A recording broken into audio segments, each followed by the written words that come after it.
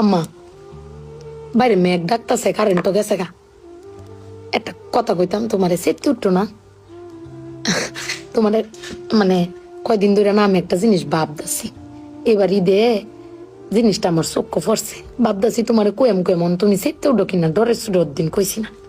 শোনো, তুমি বেকবালা চিল্লাও না, আব্বার লগে গড় চিল্লাও না যে তোমার কেউ নাই, তোমার কেউ কিস্তা দেয় না, এই সংসার আইয়া তোমার জীবন ডক্করে বৃত হয়েছে গা, কিস্তা পাইছো না জীবনে।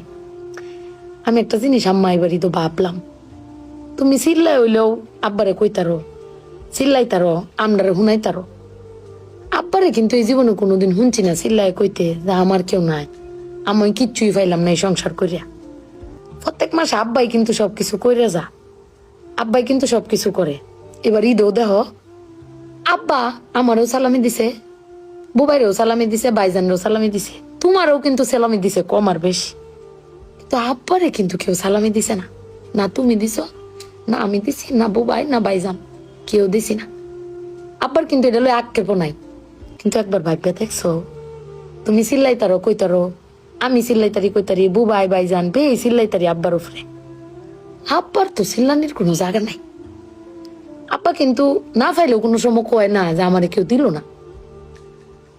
আমি কিন্তু এই জিনিসটা আম্মা ভাবছি, তুমি ভাবছো কিনা জানি না। আব্বার কিন্তু কনের কোনো জায়গা পায় না।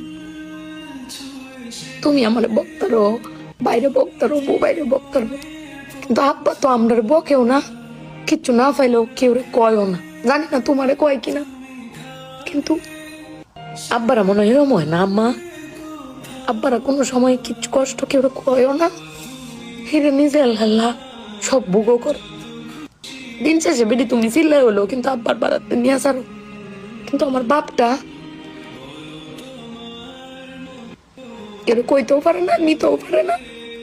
বেড়ান মানুষ ঠকে আম্মা, আমি দেখছি বেড়ান মানুষ ঠকে।